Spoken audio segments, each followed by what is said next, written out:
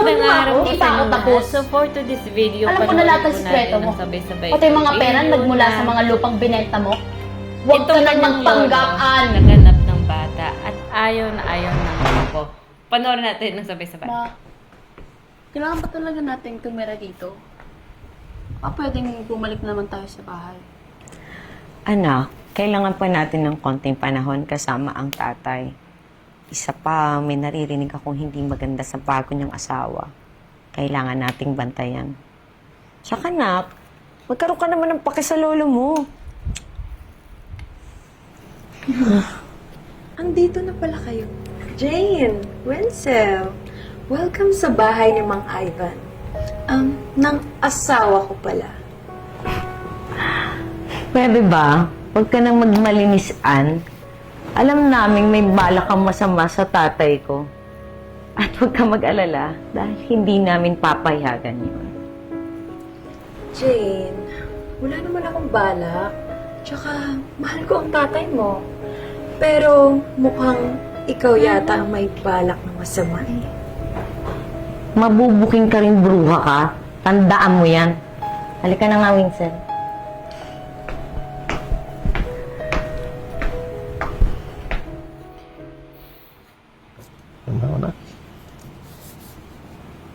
Naku, pumirma na si Lolo. Okay na. Nilipat na ang kayamanan ni Lolo Maraming kay salamat Kabit. sa tiwala mo ha. Promise. Siyempre, ikaw pa. Hindi kita iiwan. Parang apo mo na yan, Lo. Ganito, ganito. Anything basta ikaw.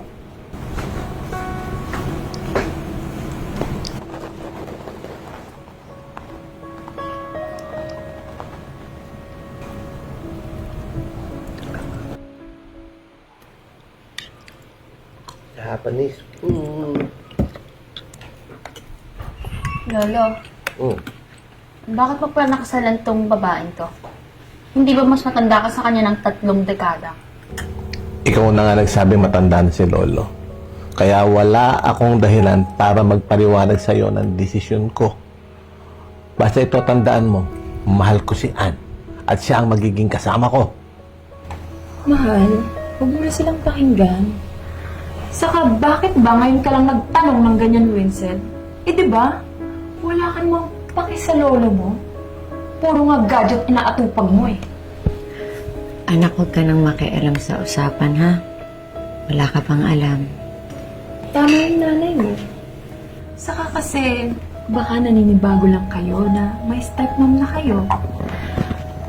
Alam mo, Jane, wala naman akong balak na kunin kung ano mang meron ang tatay niyo.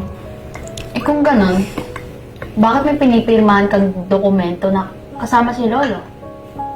Anong sinasabi mo, anak? Tay, anong sinasabi ni Winsel?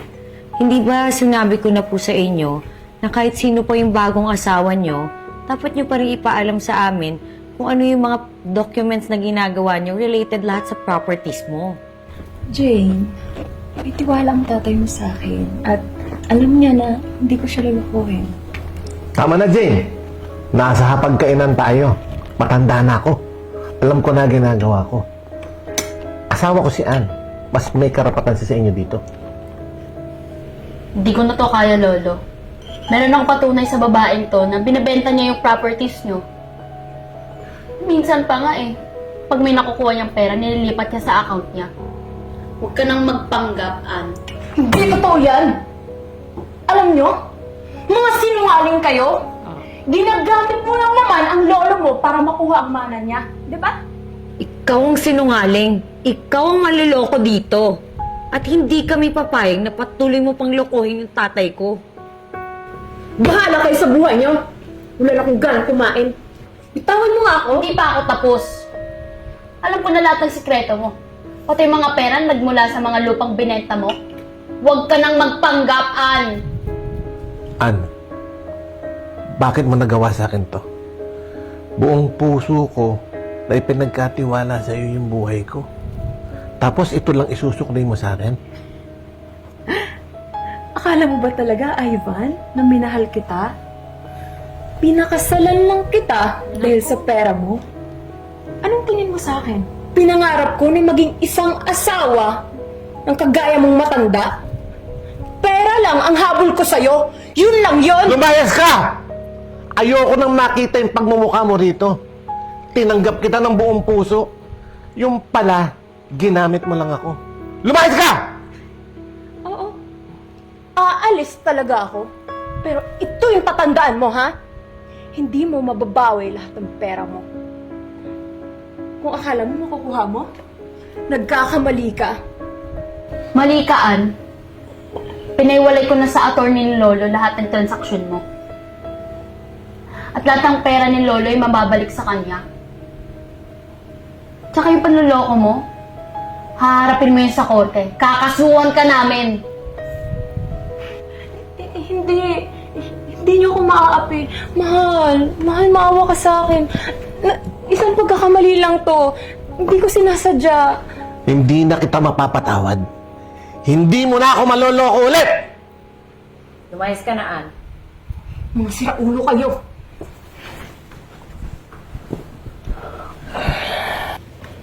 Ay, Sensya na kayo mga anak.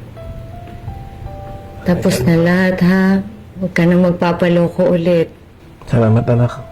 Sensya na. So, sorry. Nawalan ako ng pake sa'yo ng una. Patawarin mo ako. Salamat sa iyo, Apo. Dito lang kami ni Mama para sa'yo.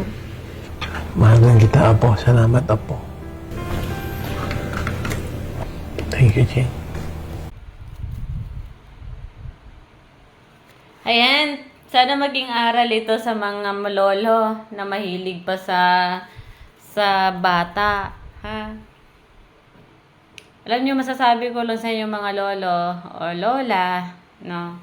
Bago kayo magmahal ng pangalawa, tandaan nyo, wag naman yung bata kasi ang bata hindi talaga kayo na mamahalin ng buo, ha?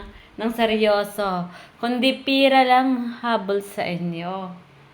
Diba? Kasi karamihan ngayon, mga estudyante, mga kolehiyo, pumapatol sa mga matanda para makapagtapos ng pag-aaral, para makuha nila yung gusto nila.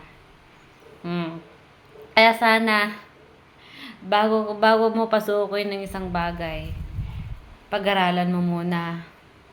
At saka kung may mga properties kayo, huwag agad-agad basta-basta naniniwala, nalilipat mo agad doon. May pamilya ka, may anak ka.